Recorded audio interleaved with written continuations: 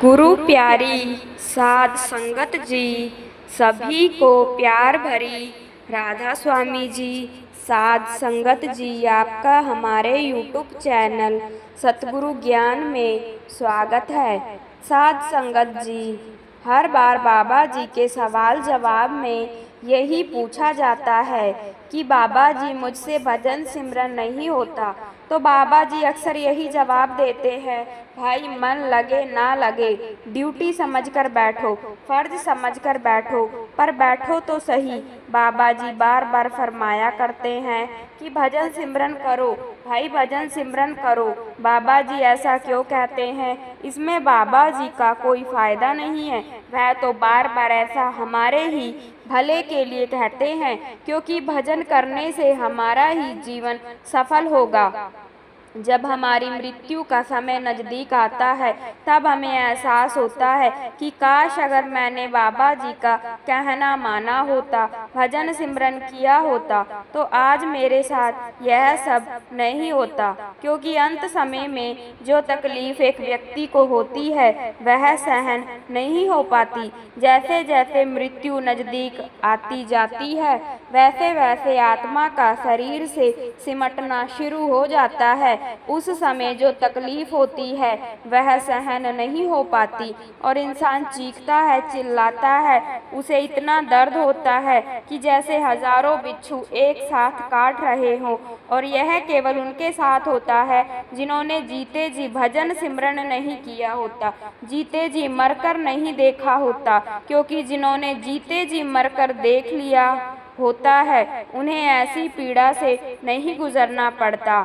उनका आत्मा एक पल में ही सिमटकर ऊपर आ जाती है और वह शरीर को छोड़ देती है। साध संगत जी, बाबा जी का कहना मानो और भजन सिमरन को पूरा पूरा समय दो। बाबा जी की प्यारी साध संगत जी, एक ऐसी ही साखी बड़े महाराज जी के समय की है, जब एक सत्संगी सेवादार, जो कि अपने सतगुरु महाराज से बहुत प्यार करता था और सेवा करने के मामले में वह सभी सेवादारों से आगे था, उस समय में उसके जितनी सेवा शायद ही कोई सत्संगी या सेवादार करता होगा। प्यारी साध संगत जी, उसकी सेवा बहुत थी और जब भी किसी सेवा का काम आता था तो वह सबसे पहले अपना नाम लिखवाया करता था। लेकिन उसका जो भजन सिमरन था, वह बहुत ही कम था। सतगुरु महाराज जी अक्सर उसे समझाया करते थे कि भाई तेरी सेवा तो बहुत है, लेकिन कुछ समय भजन सिमरन भी कर लिया करो।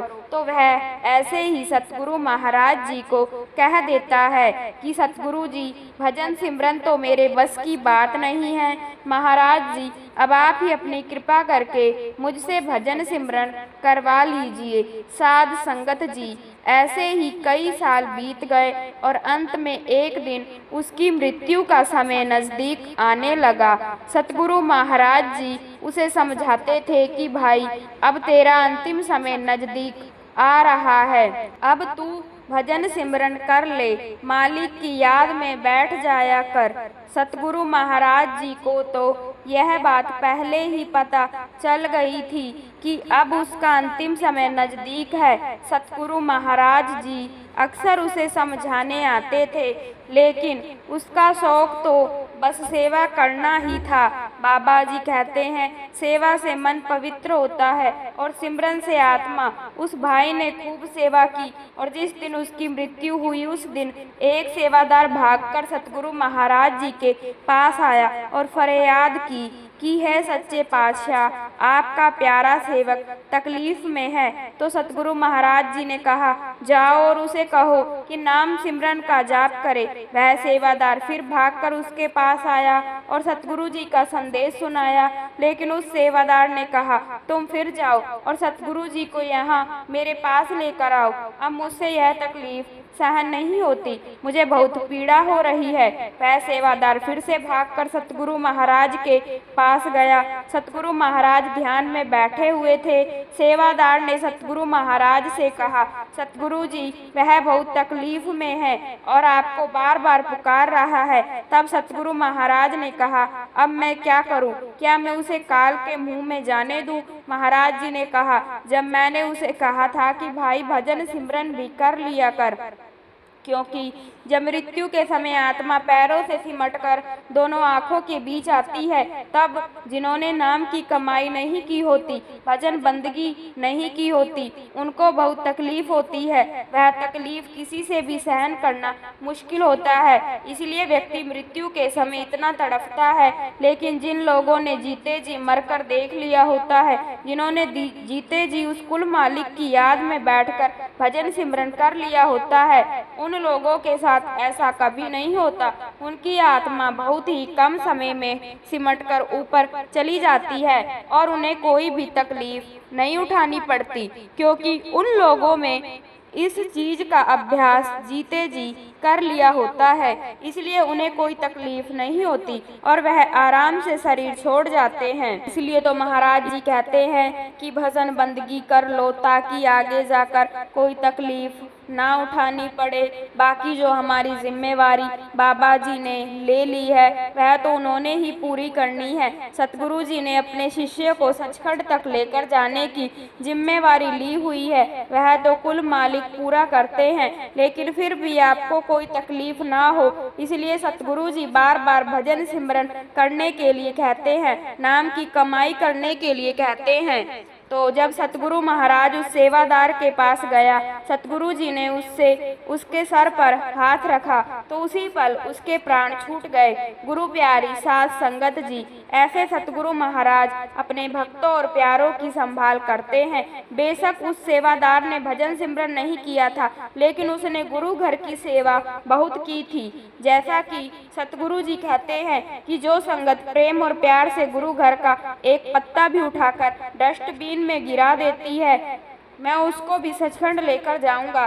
तो प्यारे साध संगत जी, इतनी अपार कृपया सतगुरु जी हम पर कर रहे हैं, तो और हमें उससे क्या चाहिए। सतगुरु महाराज जी की तरफ से कोई कमी नहीं है साध संगत जी, क्योंकि ना तो हमारे पास भजन सिमरन के लिए समय है और ना ही गुरु घर की सेवा के लिए। साध संगत जी, अगर हमने भजन सिमरन भी नहीं किया और गुरु घर की सेवा भी नहीं की, तो हमारी क्या हालत होगी, यह हमें अपने बारे में खुद ही सोचना होगा। तो गुरु प्यारी साध संगत जी, आपने देखा कि गुरु साहिब हमें साफ साफ उपदेश देते हैं भजन सिमरन करने का, चाहे कुछ बने या ना बने, कुछ दिखे या ना दिखे, लेकिन अपने भजन सिमरन में जरूर बैठना है जी, क्योंकि सेवा भी बहुत जरूरी है और भजन सिमरन भी बहुत जरूरी है। साध संगत जी, प्राचीन समय की बात है, किसी गांव में एक गरीब ब्राह्मण रहता था। उसके पास यदि कुछ था तो एक टूटी फूटी कुटिया और एक गुस्सेल स्वभाव की पत्नी।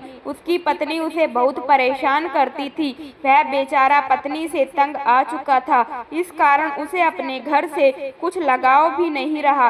परंतु मित्रों, वह भगवान को कभी भी दोष नहीं देता था, बल्कि यह सोचता था कि मेरे भाग्य में यही लिखा है तो यही सही। वह अपने आप से यह कहता रहता था, परंतु संगत जी, उसकी पत्नी के तेवर बदलते रहे और उसका अपमान करना भी बढ़ता गया। कभी कभी यदि वह कुछ काम कर लाता तो वह ताने मारती रहती थी कि कुछ भी कमाता नहीं है, सारे दिन ऐसे ही फिरता रहता है, और जो भी वह ब्राह्मण कमा कर लाता था वह उससे छीन लेती थी। अब ब्राह्मण उससे बहुत ही परेशान हो गया था।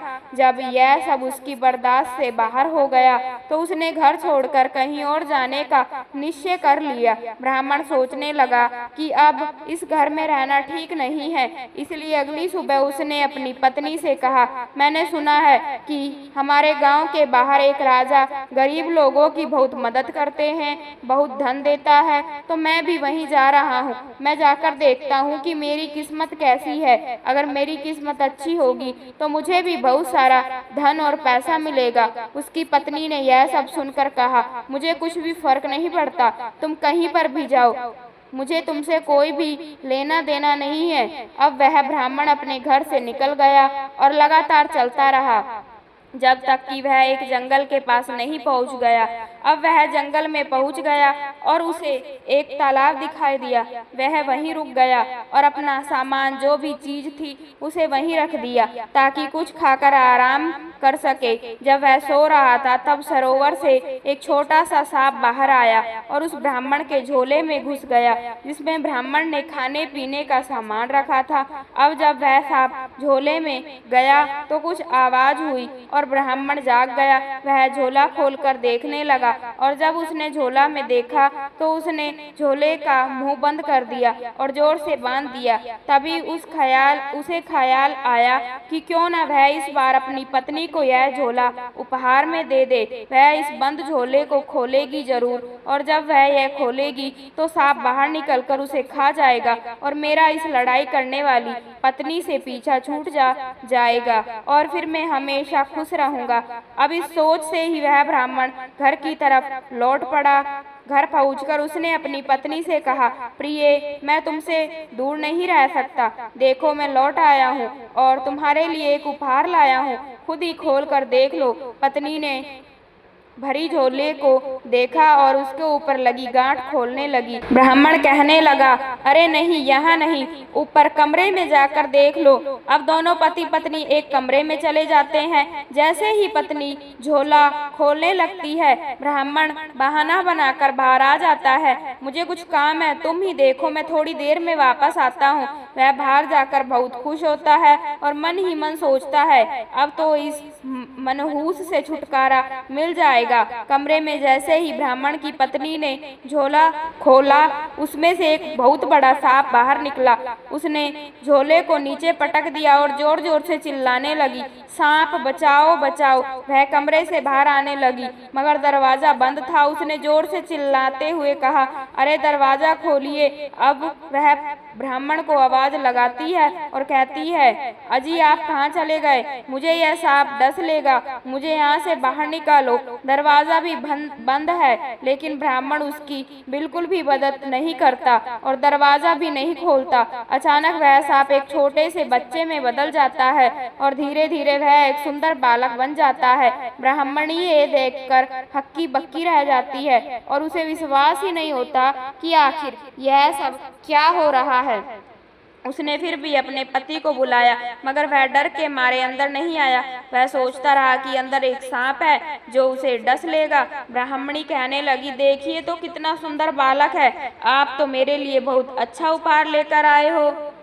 मैं तो आपसे बहुत खुश हूँ। अब मैं आपसे कभी लड़ूंगी नहीं, ना ही आपका अपमान करूंगी। आप अंदर तो आइए। ब्राह्मण को फिर भी विश्वास नहीं हुआ। उसने सोचा कि हो सकता है उसकी पत्नी उससे बदला लेने के लिए यह सब कह रही हो, लेकिन उसकी पत्नी बार बार उसे अंदर आने के लिए बोल रही थी। पत्नी की बातें सुनकर ब्राह्मण ने दरवाजा खोला। दरवाजा खोलते ही उसने देखा और चकित रह गया। उसने अचानक ही देखा कि एक बहुत सुंदर बालक सामने खड़ा है। ब्राह्मण ने इतने सुंदर बालक को देखकर अपने सारे दुख भूल गए। उसने अपने बेटे पत्नी को चूमा। दोनों पति पत्नी बहुत खुश हो गए और सुख से रहने लगे। ब्राह्मण के इस बालक के आते ही उसका भाग्य खुल गया। वह एक धनी व्यक्ति बन गया और हर तरफ उसका सम्मान होने लगा। उसका बेटा जितना बड़ा होता गया उतना ही सुंदर होता गया। संगत जी, बाबा जी और उसकी पत्नी ने उस बालक का नाम नारायण रखा।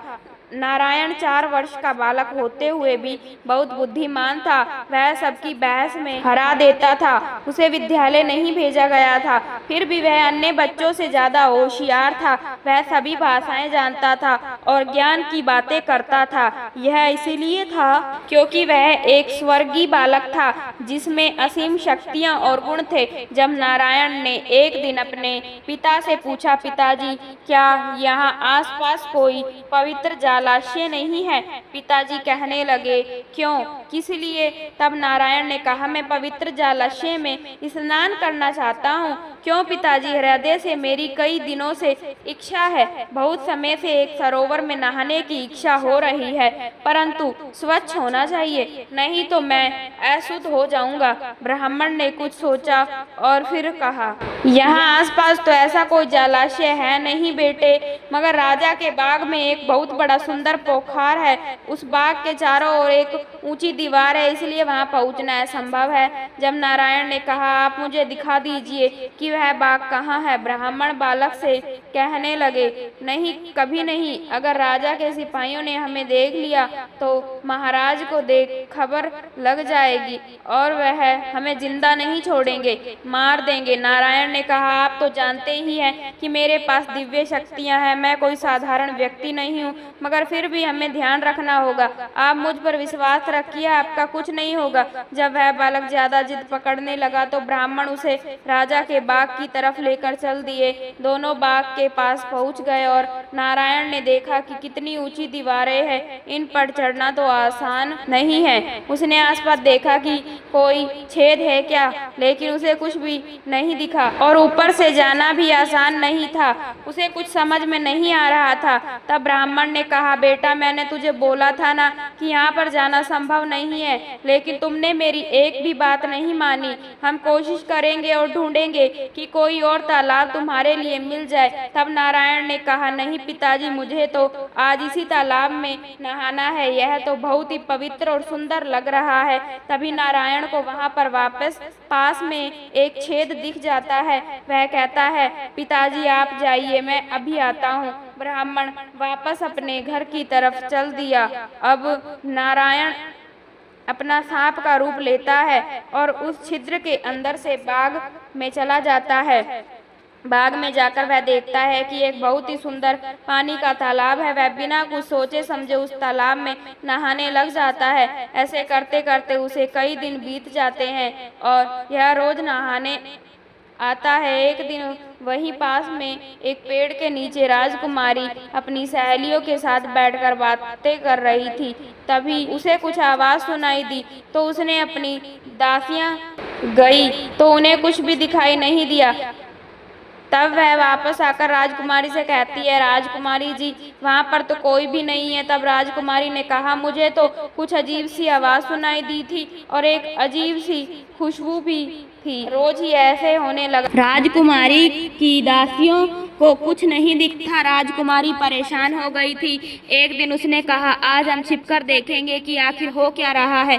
तभी वह एक पेड़ के पीछे छुपकर खड़ी हो जाती है। अब नारायण कुछ ही समय में वहां नहाने के लिए आता है और आसपास जब उसे कोई भी नहीं दिखाई देता है तो वह अपने मनुष्य का रूप धारण करके नहाने लग जाता है। जब राजकुमारी उसे देखती है तो देखती ही रह जाती है और कहती है, आज से पहले मैंने इतना सुंदर आदमी कहीं पर भी नहीं देखा। यह इतना सुंदर नौजवान नवयुवक कौन है, जरा पता लगाकर तो आओ। वह अपनी दासी को नारायण का पीछा करने के लिए भेजती है, पर दासी को कुछ भी समझ में नहीं आता क्योंकि वह बाहर जाने के लिए सांप बनकर बाहर जाता है। तब उन्हें कुछ भी समझ में नहीं आता। वह कहती है, राजकुमारी जी, पता नहीं यह अचानक से कहाँ गायब हो जाता है। मुझे तो कुछ भी समझ में नहीं आता कि यह आखिर कहाँ जा रहा है। लेकिन एक दिन दासियाँ जब उस युवक को रास्ते में देखती है तो उसका पीछा करती है और घर जाकर राजकुमारी से कहती है, वह आदमी एक ब्राह्मण का पुत्र है और उनका यह इकलौता बेटा है। तब राजकुमारी कहती है, मुझे तो इसी से शादी करनी है। तब दासी कहती है, राजकुमारी जी, आप तो राजमहलों में रहने वाली हैं, आप एक ब्राह्मण से कैसे शादी कर सकती हैं। तब राजकुमारी कहती है, मुझे उससे प्यार हो गया है, वह बहुत ही सुंदर है और मैंने आज तक इतना सुंदर इंसान कहीं पर भी नहीं देखा। वह अपने माता पिता राजा और रानी से जाकर कहती है, मुझे एक आदमी बहुत ही पसंद आ गया और मुझे उसी से शादी करनी है। राजा और रानी कहते हैं, बेटा पागल हो गए हो क्या तुम, वह तुम्हारे लायक है या नहीं, तुम किसके बारे में बात कर रही हो, क्या कोई राजकुमार के हैं। तब वह कहती है, राजकुमार नहीं है, वह तो एक ब्राह्मण है। तब राजा कहता है, तुमने यह सोच भी कैसे लिया कि किसी ब्राह्मण से तुम्हारी शादी होगी। अब राजकुमारी कहती है, पिताजी, अगर मुझे शादी करनी है तो उसी से करनी है, वरना मैं शादी नहीं करूंगी। तब राजा से कहती है कि हमें क्या चाहिए, हमें हमारी बेटी की खुशी चाहिए, बस अब अगर हमारी बेटी की खुशी उस ब्राह्मण के लड़के में है तो हमें भी उसकी खुशी में खुश होना चाहिए। तब वह राजा कहता है कि ठीक है बेटा, कल ही हम आपके माता पिता को बुलाकर आपका रिश्ता पक्का कर देते हैं और आपकी शादी कर देते हैं। तब वह राजकुमारी अपने माता पिता के गले लग जाती है और बहुत ही खुश हो जाती है। दूसरे दिन राजा ने राज दरबार लगाया और कहा कि मुझे अपनी बेटी के लिए एक लड़का पसंद करने आया है और वह एक ब्राह्मण का लड़का है और मुझे उसी से अपनी बेटी की शादी करनी है। इसलिए जल्द से जल्द ब्राह्मण को जरूर कहो कि राज दरबार में उन्हें बुलाया है, मुझे अपने बेटी का विवाह करना होगा। दूसरे राजा क्या क्या बातें करेंगे मेरे बारे में, मेरे मित्र क्या कहेंगे, परंतु अपनी बेटी की खुशी के लिए मुझे इसी से बात करनी होगी। अब उनके मंत्रियों ने जाकर राज ब्राह्मण को बोला कि राजा ने आपको बुलाया है। तब वह ब्राह्मण बहुत ही घबरा गया और उसने अपने बेटे और पत्नी को कहा कि मुझे राजा ने क्यों बुलाया है, पक्का ही उन्होंने तुम्हें तालाब में नहाते हुए देख लिया है, तभी वह मुझे बुलाने के लिए यहाँ पर अपने दूध को भेजा है। तब नारायण कहता है कि पिताश्री आप परेशान मत होइए, क्योंकि हो सकता है कि राजा जी के और भी कोई काम हो। तब वह ब्राह्मण डरता हुआ अपने मंत्री के साथ चला जाता है और वहां जाकर राज दरबार में राजा को प्रणाम करके बैठ जाता है। तब राजा उसे कहते हैं कि ब्राह्मण महाराज, मैंने सुना है कि आपका बेटा गुणवान है और रूपवान है, क्या आप उससे मेरी बेटी के साथ विवाह की अनुमति देंगे? ब्राह्मण कहने लगा, महाराज आप महान हैं, बुद्धिमान और ज्ञानी हैं, प्रजा पालक, मैं तो केवल आपकी प्रजा का एक सदस्य हूँ, आपने जो ठीक उचित लगे वही मैं करने को तैयार हूँ। राजा और प्रजा दोनों सुखी रहें, मेरे लिए इससे अधिक भला और क्या हो सकता है। ब्राह्मण की बात सुनकर कहा कि मुझे अपनी बेटी के लिए आपका लड़का ही पसंद आया है और भी आपके लड़के को अपना दामाद बनाना चाहता हूँ। ब्राह्मण बहुत ही खुश हुआ और अपने घर चला आया। अब रास्ते में वह खुश भी था और दुखी भी था। खुश तो था कि आज मेरे बेटे का इतने बड़े राजघराने में रिश्ता हुआ है, लेकिन दुखी भी था कि इतनी बड़ी शादी का खर्चा कि वह कैसे उठाएगा। जब वह घर पहुंचा तो उसने सारी बात अपने बेटे और पत्नी को बताई। अब उसका बेटा बहुत ही खुश हुआ और जोर जोर से नाचने लगा। उसने कहा कि पिताजी आप वापस जाइए और राजा से पूछें कि उन्हें किस तरीके से बारात को बुलवाना है, शाही तरीके से या फिर एक साधारण तरीके से। हमारी बारात कैसी होनी चाहिए, जो महाराज की इच्छा होगी हम उसी तरीके की बारात लेकर चले जाएंगे। अब ब्राह्मण ने कहा, अरे बेटे यह कैसी बात कर दी तुमने, मैं धनवान जरूर हूँ मगर एक राजा का क्या मुकाबला कर सकता हूँ। अब नारायण कहने लगा, पिताजी आप चिंता मत कीजिए, मेरे पास ऐसा खजाना है जो हमारी सभी ज़रूरतों को पूरा कर देगा, आप निश्चित तौर पर उनसे पूछ लीजिए। अगले दिन ब्राह्मण राजा महाराजा के दरबार में पहुंचा। अब राजा से प्रसन्नता पूर्वक मिला और कहा कि हे राजन, मैं कैसी बारात लेकर जाऊं, मुझे अनुमति दीजिए। राजा कहने लगे कि जो राजा महाराजाओं की बारात में आई है इसी तरीके की बारात आनी चाहिए। अब नारायण ने अपने पिताजी से कहा कि पिताजी मेरा यह पत्थर है और आप जिस सरोवर से मुझे लेकर के आए थे यह पत्र उस सरोवर पर रख दीजिए और वहीं से सब कुछ व्यवस्था हो जाएगी। अब ब्राह्मण वह पत्र लेकर के उसी सरोवर पर पहुंच जाता है और वहां यह पत्र उसने पानी में डाल दिया और जब पत्र पानी में डाला तो उसी में से बड़ी सुंदर बारात, बैंड बाजा, हाथी घोड़े के साथ एक बहुत बड़ी सुंदर बारात राजा के महल की तरफ चलने लगी। जब बारात राजा के महल के नजदीक पहुंची तो राजा ने महल के छज्जे से एक बहुत लंबा जुलूस आदि आता हुआ दिखाई दिया। तो उन्होंने अपने मंत्री से पूछा, क्या यह उसे ब्राह्मण के बेटे की ही बारात है या कोई और राजकुमार आ रहा है? तो मंत्री कहने लगा, नहीं महाराज, यह उसी ब्राह्मण के बेटे की बारात है, आप देख लीजिए। तो अब राजा बहुत ही प्रसन्न हुआ और विवाह प्रसन्नता पूर्वक नारायण से करा दिया। उसने अपनी बेटी को विदा किया और अपनी बेटी को उपहार में एक बहुत ही बड़ा महल दे दिया। अब नारायण और राजकुमारी महल में रहने लगे और दोनों बहुत ही खुश थे। लेकिन दूसरी तरफ उस तालाब में, जिस तालाब से वह सांप आया था, वहां पर उसकी नागरानी उसका इंतजार करने लगी और जब वह काफी दिनों तक नहीं आया तो वह चिंतित होने लगी और उन्होंने अपने एक दूत को भेजा कि देख कर आओ कि नागराज कहाँ पर चले गए हैं, वापस क्यों नहीं आए हैं। जब वह दूत वापस आया था तो उसने बताया कि नागराज तो एक राजकुमार के रूप में एक राजकुमारी के साथ एक महल में रह रहा है। अब समस्त नाग पत्नियां अपने पति नारायण को वापस लेने के लिए वहां से रवाना हो गए और उन्होंने सबने अलग अलग रूप बना लिए और वहाँ के नागराज हमें पहचान लेंगे और उन्हें हमारी ज़रूर याद आएगी।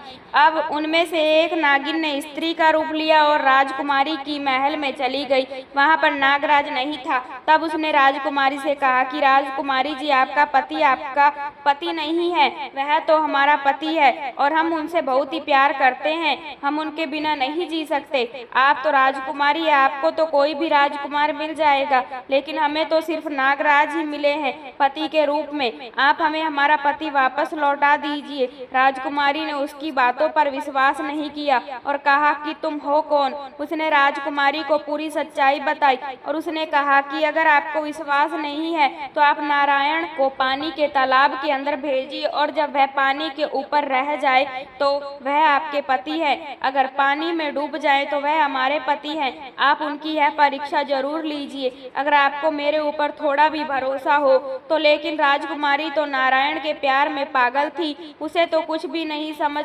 आया और उसे बाहर भिजवा दिया। लेकिन कुछ ही देर में जब नारायण वापस आया तो उसने पूछा कि राजकुमारी, आज आप इतनी उदास क्यों हो। तब राजकुमारी ने बताया कि एक औरत आई थी और वह कह रही थी कि आप उसके पति हैं और मैंने उससे आपको छीन लिया है। वह गलत गलत बातें कर रही थी और हम दोनों को अलग करने की कोशिश कर रही है। आप तो सिर्फ मेरे ही हैं और मेरे ही रहेंगे। तब आप तो सिर्फ मेरे ही हैं और मेरे ही रहेंगे। तब नारायण जी ने कहा कि आप चिंता मत कीजिए, वह तो कुछ भी झूठ बोलकर चली जाएगी और आप उसका सोचकर परेशान क्यों हो रही हो। ऐसा मत कीजिए, मैं आपका ही हूँ और आपका ही रहूँगा। तब राजकुमारी ने कहा कि आप हमें परीक्षा दे दीजिए जिसके लिए उसने मुझे बोला है। तब नारायण ने कहा कि मैं वह परीक्षा नहीं दूंगा, क्योंकि नारायण को मन ही मन में पता था कि अगर मैं पानी के अंदर चला जाऊंगा तो सारी नागरानी मुझे नीचे खींच लेगी और फिर मुझे कभी भी वापस नहीं आने देगी। लेकिन राजकुमारी की जिद करने के कारण वह पानी के अंदर चला गया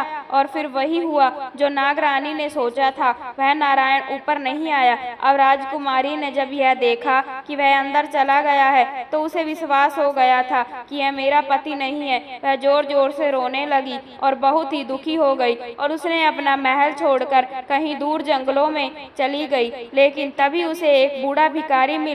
उस भिखारी ने जब किसी परेशान महिला को देखा तो पूछा कि बेटी, तुम कौन हो और कहाँ जा रही हो। तब उसने बताया कि महाराज, मैं तो एक राजकुमारी हूँ, लेकिन मेरे पति मुझे छोड़कर कहीं दूर चले गए हैं और मैं उनके बिना नहीं जीना चाहती। तब भिखारी ने कहा कि बेटा, तुम भूखी होंगी तो कुछ खा लो। तो उसने कहा कि नहीं, मुझे कुछ भी नहीं खाना है। तो भिखारी ने कहा कि हमें तो जिंदगी में कभी भी ढंग से भोजन नहीं मिला, लेकिन कल इसके अंदर एक तालाब है, वहाँ पर गया तो एक राजा ने हमें बहुत ही अच्छा भोजन दिया, इससे हमें बहुत ही खुशी हुई। लेकिन जब उस सुंदर राजा को धन्यवाद कहने के लिए मैं वापस गया तो वह वहाँ पर नहीं था। पता नहीं क्या मामला है। तब राजकुमारी को धीरे धीरे कुछ समझ में आने लग गया और उसने कहा कि क्या भिखारी महाराज, आप मुझे वहाँ पर ले चलेंगे जहाँ पर आपने कल भोजन किया था।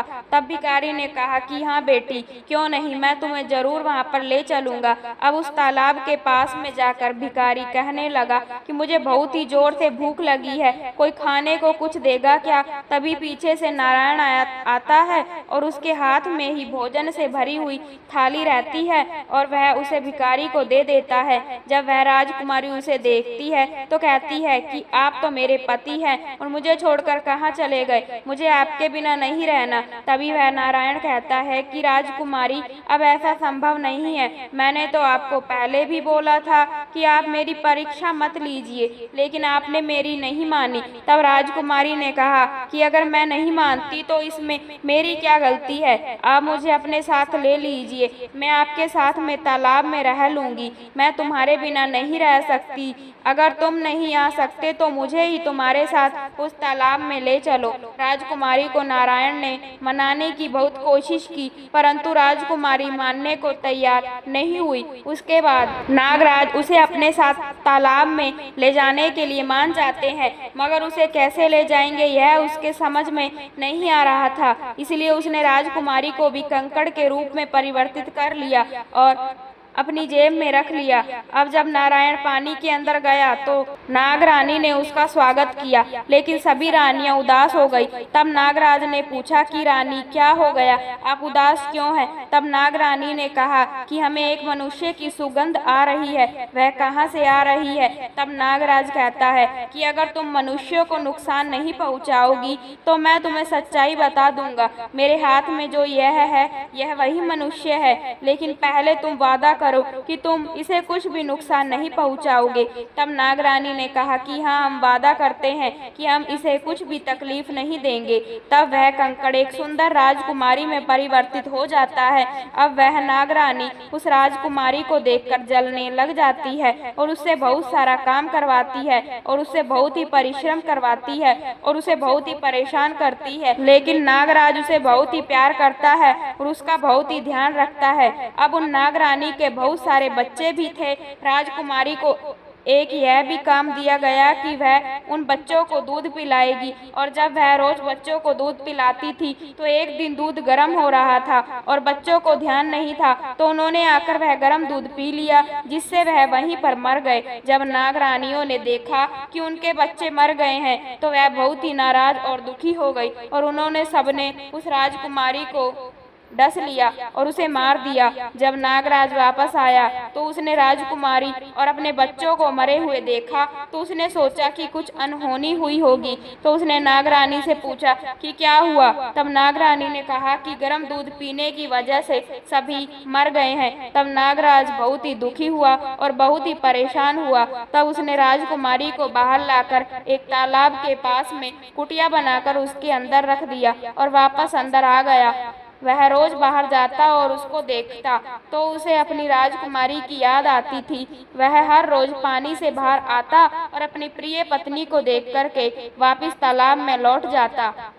एक दिन सुबह सुबह एक महात्मा जी वहां से जाते हैं। जब उस महात्मा ने उस पेड़ की टहनियों के बीच में एक कुटिया में एक सुंदर महिला को देखा, तो उसने उसके पास में जाकर देखा तो एक बहुत ही सुंदर महिला मरी हुई पड़ी थी। जब उसने देखा कि एक बहुत ही कम उम्र की महिला मरी हुई है तो उसने भगवान से प्रार्थना की, हे भगवान, इसकी मृत्यु क्यों हुई है? आखिर इसमें ऐसा क्या कर्म किया था कि इसे यह सजा मिली है? आप कृपया करके इसे वापस जिंदा कर दीजिए। वह महात्मा बहुत ही दिव्य आत्मा के थे और बहुत ही ज्ञानी थे। उसकी भगवान ने सुन ली और उसे जिंदा कर दिया। महात्मा ने राजकुमारी से कहा कि बेटी, तुम यहाँ पर सुरक्षित नहीं हो, तुम मेरे साथ चलो और आज से मेरी कुटिया में साधु महिलाओं के साथ में रहना। अब राजकुमारी उस महात्मा के साथ में चली जाती है। जब एक दिन नागराज अपने तालाब से बाहर आता है तो देखता है कि उस कुटिया के अंदर उसकी पत्नी है ही नहीं। वह बहुत ही ज्यादा दुखी हो जाता है और सोचने लग जाता है वह जीवित होकर चली गई है। वह विचार करके भड़कने लगा और मन ही मन अपनी पत्नी को ढूंढने लगा, मगर राजकुमारी कहीं का कुछ पता नहीं चला। ढूंढते ढूंढते दूसरे गांव तक पहुंचा।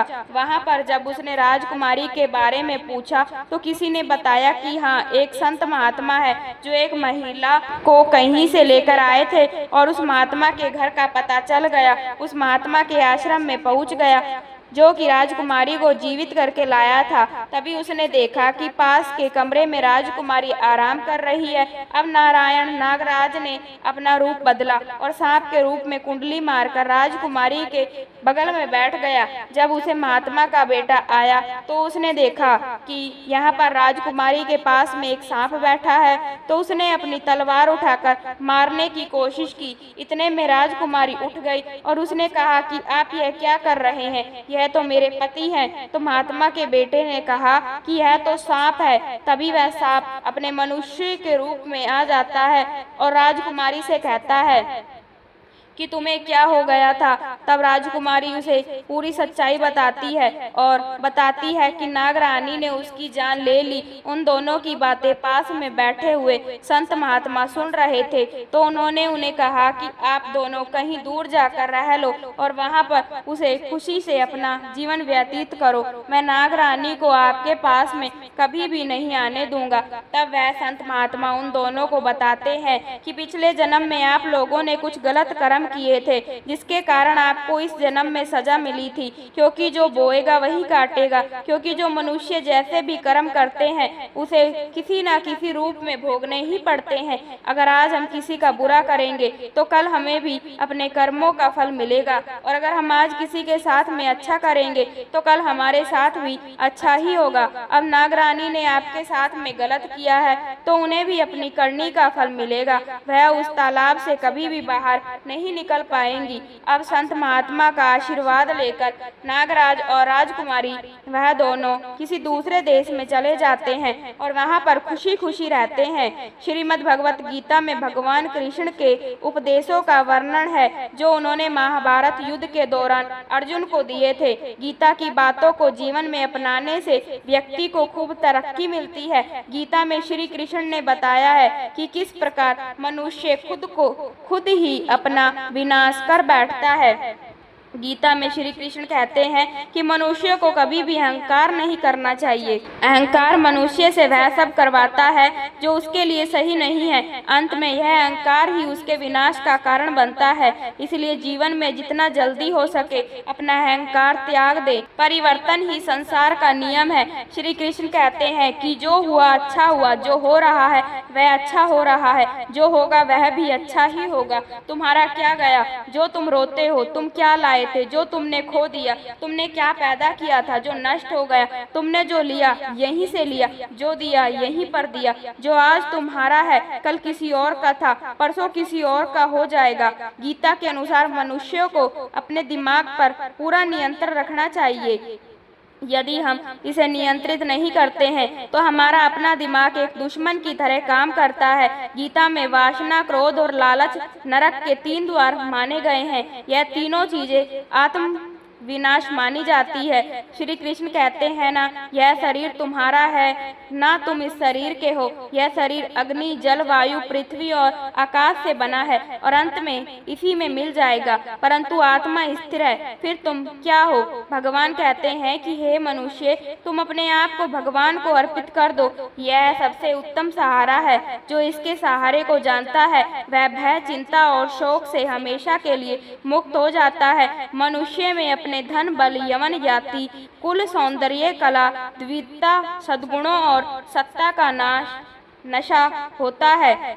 इसे ही अहंकार, तर्प, दर्प, अभिमान, घमंड या गर्व कहते हैं। दंभ, दर्प, अभिमान, क्रोध पुरुषों में ऊंचे अज्ञान, जातिशय, प्रात, संपद, आसुरी। भगवान श्री कृष्ण कहते हैं पार्थ, दंभ, घमंड, अभिमान, क्रोध, कठोरता और अज्ञान यह सब आसुरी संपदा को लेकर उत्पन्न हुए पुरुष के लक्षण हैं। भगवान श्री कृष्ण ने इन दुर्गुणों को आसुरी संपदा कहा है। भगवान श्री कृष्ण कहते हैं जो मनुष्य अपने कर्तव्यों का पालन करते हुए विपरीत परिस्थितियों में भी अपने धर्म के मार्ग पर अड़िग रहता है और उसके कारण अगर उसकी मृत्यु भी हो जाती है तो वह मृत्यु भी उसके लिए परम कल्याण बन जाती है और उस मनुष्य को स्वर्ग की प्राप्ति होती है।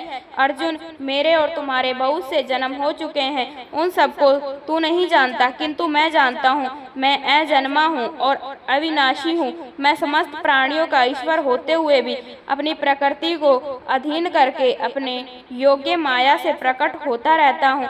जब जब इस धरती पर धर्म की हानि और अधर्म की वृद्धि होती है, तब तब अधर्म का विनाश और धर्म की पुनः स्थापना हेतु मैं अपने एक नए रूप को रचता हूँ और लोगों के सम्मुख प्रकट होता रहता हूँ। मनुष्य मेरी जिस भी रूप में पूजा करते हैं, मैं भी उनको उनकी भावना के अनुसार उसी रूप में दर्शन देता हूँ। मनुष्य जिस जिस भाव से मेरी उपासना करते हैं, मैं उनके भाव का ही अनुसरण करता हूँ। जो मेरा चिंतन करता है, उसका मैं चिंतन करता हूँ। जो मेरे लिए व्याकुल होता है, उसके लिए मैं भी व्याकुल हो जाता हूँ। जो मुझे अपना स्वर स्वयं अर्पण कर देता है, मैं भी उसे अपना स्वर स्वयं अर्पण कर देता हूँ।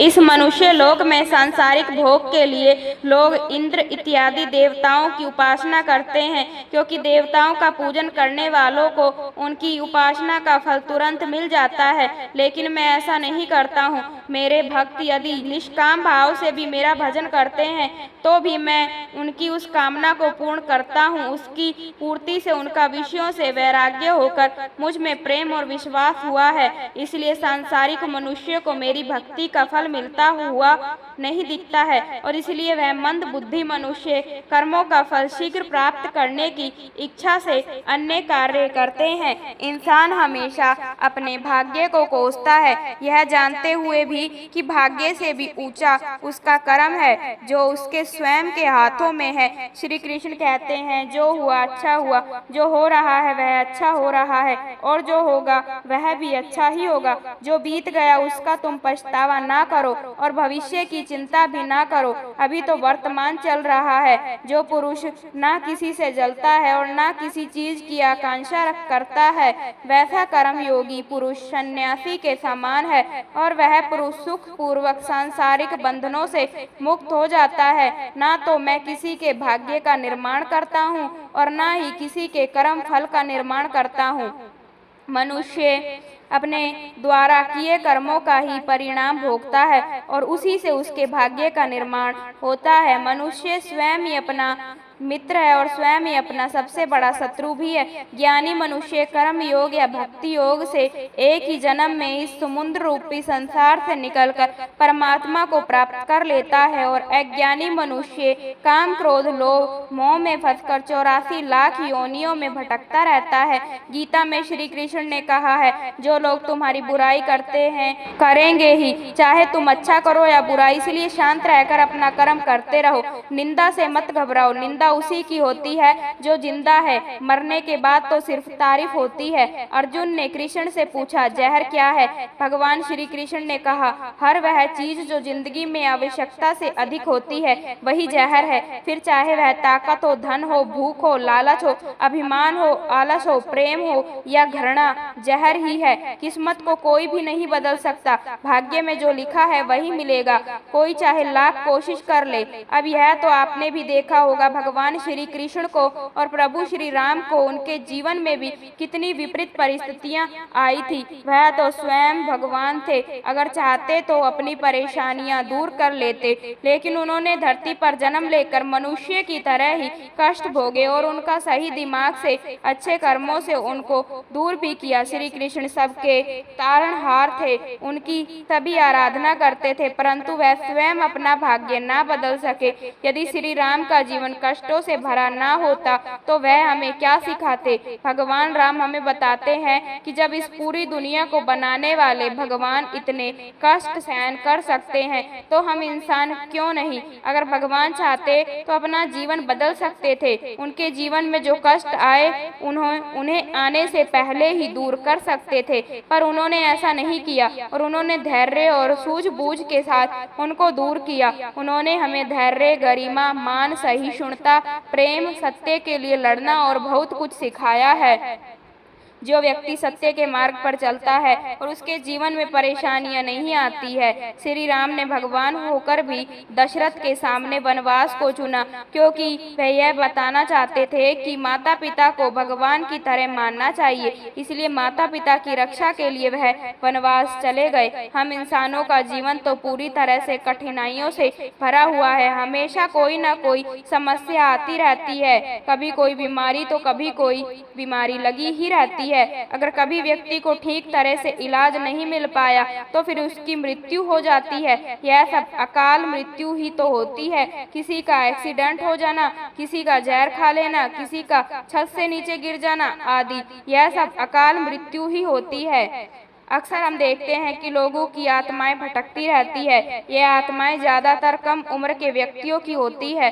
कम उम्र की आत्मा के भटकने के पीछे यह कारण है कि वह लोग अपना जीवन पूरा किए बिना ही अपने प्राणों को त्याग देते हैं। फिर जितना समय उनको दिया गया था शरीर को धारण करने के लिए, वह उसको बिना पूरा किए ही चले जाते हैं और उनकी आगे गति नहीं हो पाती है। उनकी इच्छाएं वगैरह भी सब अधूरी रह जाती है, जिसकी वजह से वह भटकते रहते हैं। फिर जब उनका समय पूरा हो जाता है तब वह मुक्ति पा जाते हैं और भूत प्रेत से मुक्त होकर वह किसी जीव के शरीर में चले जाते हैं और फिर जन्म लेते हैं। यह सभी यही तो दर्शाता है किसी भी व्यक्ति की अकाल मृत्यु का कोई भी समय निश्चित नहीं होता है। अब आत्मा के बारे में गीता में तो यही बताया गया है कि आत्मा अजर अमर है। बाकी रही बात आत्मा के भटकने की, तो ऐसी बातों पर विश्वास नहीं करना चाहिए और भगवान पर भरोसा रखना चाहिए। साथ संगत जी, ऐसे ही रूहानी सत्संग साखियाँ सुनने के लिए चैनल को सब्सक्राइब जरूर करें जी,